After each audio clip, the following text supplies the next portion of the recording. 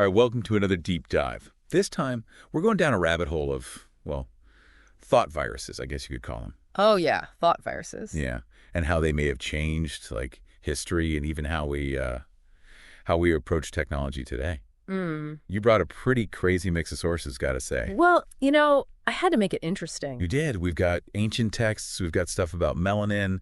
We even have... Alleged alien communication, of course. Of course. Gotta have that. And the American Psychological Association. Don't forget them. Oh, that's right. I almost did. It's going to be a wild one today, folks. Buckle up. Okay, so, in Mimetic Magic by Packwood, they bring up this idea of thought viruses, right? And it says that thoughts or like whole systems of belief can spread like a virus. Yeah, they replicate and mutate too. Just like a real virus would, right? Exactly, and they can hang around for a long, long time. Yeah. It's crazy how much they can affect, like, how we see the world and what choices we make. Yeah, like when you get a song stuck in your head and you can't... Oh, tell me about it, right.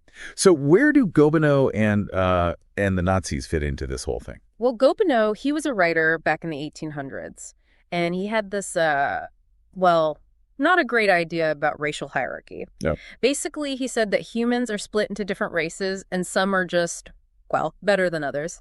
Not a good look. And sadly, his writings caught on, especially with certain groups in Europe. Like the Nazi Party? Yeah. The Nazis, they took Gobineau's ideas and kind of twisted them even further. They made them even worse. Right. It was like their excuse to be horrible, to discriminate, to persecute. And then, we know what happened with the genocide. It's a truly awful example of how a thought virus, a bad idea, can have devastating effects. It's terrifying, really. Yeah. Like Gobineau's ideas, they laid the groundwork for the Nazis to grab onto and spread, right? Yeah, exactly. And then there's the whole thing about how the Nazis were obsessed with the occult. They thought these old artifacts and mystical knowledge would give them power. Really? Oh, yeah. They even had these societies like the WWII Society. Right. They were all about finding alternative energy sources. They thought it'd give them a leg up on the, the other races. So they mixed dangerous ideas about race with this almost mystical search for power.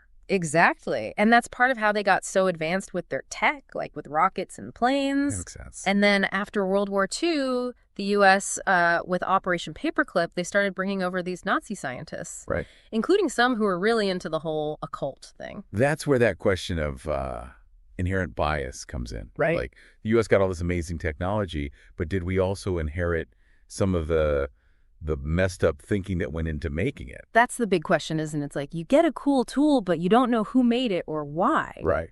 Could be dangerous. And it makes me think about how the a.k.a., the American Psychological Association, recently apologized for helping spread racist ideas. Mm-hmm. It's crazy how even big respected groups can get infected by these thought viruses and spread them, Yeah, it shows you how deep they can go, these biases. Sometimes we don't even realize they're there. So we've got Gobineau's racial hierarchy stuff, the Nazis' actions, and now we're talking about potentially biased technology. Lots to think about, right? Lots to unpack, yeah.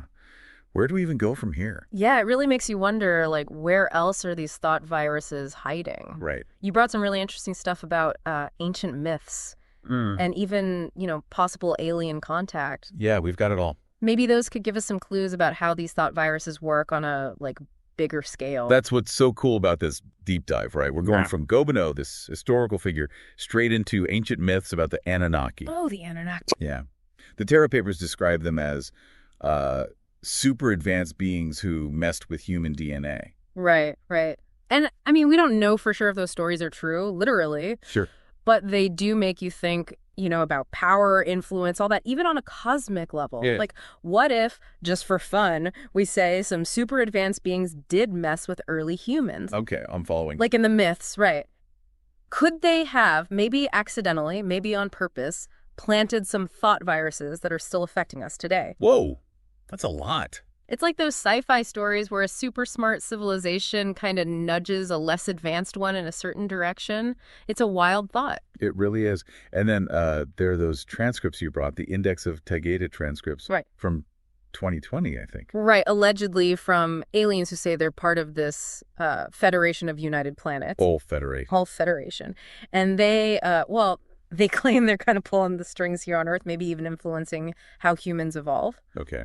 So whether we believe the transcripts or not, it does go back to this idea of thought viruses. Right, totally. Could there be forces out there, things we don't even get, that are shaping what we believe and how we see things? Makes you wonder if we really are in control of our own thoughts, or if something else is like influencing us without us even realizing. Exactly. And if that's happening, how do we break free? How do we get back control of our minds? Yeah, how do we, one of the sources, message to the black man in America, it really stresses finding the truth, Right. rejecting lies and actually taking action. It's like, it's pushing us to be more careful about the information we take in and to question those narratives that might be holding us back. Totally. It's about thinking critically, being aware, knowing we have a choice in what we believe and how we act. We're not just, sponges soaking up whatever comes at us. We're not. We can question stuff. Right. We can analyze, and we can decide for ourselves what we believe. Like taking charge of our own mental operating system or something. Exactly. And that reminds me of The Artist's Way, that book you brought. Oh, yeah. It's about getting past creative blocks, but the ideas there, I think they can apply to these thought viruses too. In what way? Well, it's all about being self-aware, challenging those beliefs that limit us, and opening ourselves up to new ways of thinking. It's unlearning and then learning again, deprogramming ourselves from the thought viruses that are holding us back, So we're not just talking about these historical figures or even aliens, potentially. Right. We're talking about how we think, the patterns of belief we've picked up from our culture or just inherited. Exactly. And the way to break free is by becoming aware of those patterns, by questioning everything, and by choosing new thoughts and beliefs. It's a journey, a journey of self-discovery and becoming free. It's like peeling an onion. Oh, yeah. Yeah, we're uncovering all these layers of how our minds work and how things, seen and unseen, have shaped us. And as we peel those layers back, we start to see that we have more control than we thought.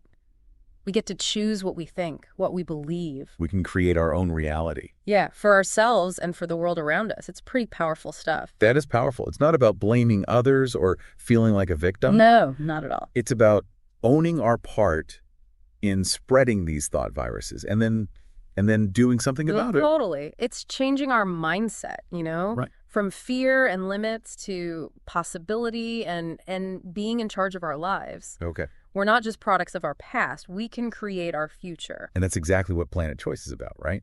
It's like humanity's at this critical point. Right. We have a choice to make. Keep going down the road of fighting and division or try a different path. A better path. That path of unity, understanding, compassion, all that good stuff. It's like that book really emphasizes that we have free will.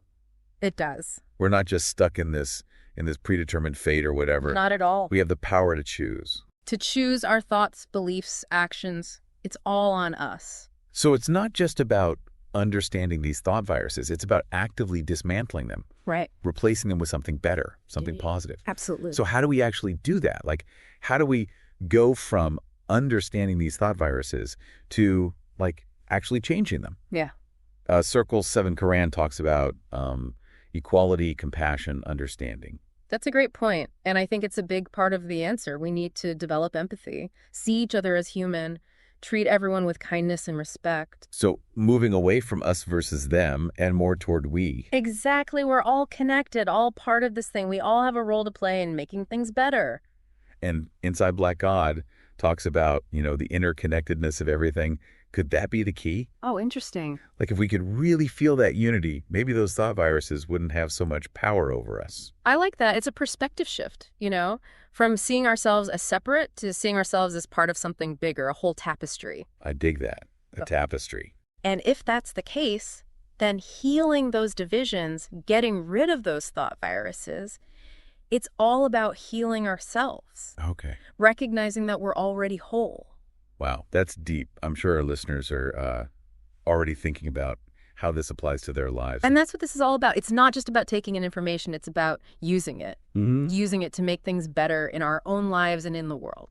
So we've gone from thought viruses in history to maybe aliens spreading them and then to ways to fight back. We have. It's been a ride. It has. What's up next for us? As we're going deeper into these thought viruses, I keep thinking about the powers of melanin. It mentions something pretty wild. Oh, yeah. What's it? Melanin-based technology. Ah, right. It sounds like sci-fi, almost. It does, doesn't it? But it's real science. Yeah. Melanin, the stuff that gives our skin color, it's also a semiconductor. Get out. Yeah. Scientists think we could use it to build super advanced computers. Melanin computers. Wow. Pretty amazing, right?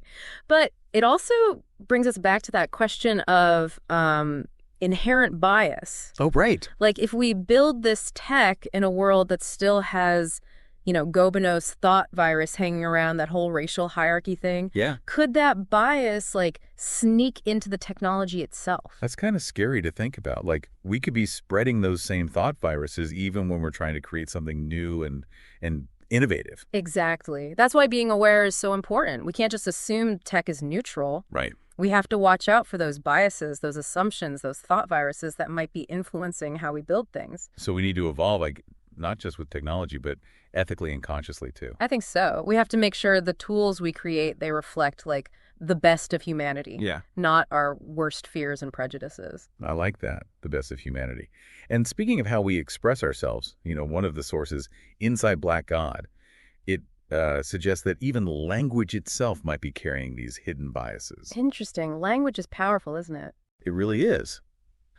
But if the words we use are infected with these thought viruses, how can we even fight back? It seems like an impossible task. It might seem that way, but the fact that we're even talking about it, recognizing that this could be happening, that's a huge step. Okay, yeah. We can start by choosing our words more carefully. Right. Being aware of how language can, even in subtle ways, reinforce those harmful stereotypes and assumptions. So being mindful of not just the tech we build, but also the words we use to think and see the world. Exactly. It's all about awareness and change on every level. We have to look at everything, the systems, the structures, the very foundation of how we think to find these hidden thought viruses. It's a big challenge, but it sounds like it's worth it. I think so too. And as we wrap up this deep dive, I'm actually feeling hopeful. Oh, yeah. Yeah. I mean, sure, these thought viruses are everywhere, but we're talking about them. We're trying to understand them. Right. That shows we have the power to overcome them. That's a good point. All the sources you brought, the ancient texts, the alien messages, everything, it seems like they're all saying the same thing. Humanity's at a crossroads. We are. We can keep going down this road of division and conflict, or we can choose a different path. A path of, unity, understanding, and compassion. A better path. A better path, definitely. And it comes down to each of us making that choice. Planet choice is all about that, the power of individual free will, Yeah. We're not helpless. We get to choose our thoughts, beliefs, actions, everything. Every choice matters. It really does. Yeah. Every act of awareness, every conscious decision, it all adds up. We can break free from these thought viruses and create a better world, a more beautiful world. That's inspiring. And, the artist's way, it actually gives us some tools for doing that, right? Yeah, totally. It's about knowing yourself, challenging those limiting beliefs, and being open to new possibilities. Sounds familiar. It's about trusting your gut, nurturing your creativity, and embracing change. Yeah. It's all connected. Well, this has been quite the deep dive into thought viruses. I feel like my brain is full. Mine too. But it's a good full, right? Yeah, I think so. Hopefully our listeners are feeling curious, wanting to learn more, and feeling empowered to make a difference. I hope so too. Well, thanks for joining us on this deep dive. Thanks for having me. Keep questioning, keep exploring, and keep choosing a better future.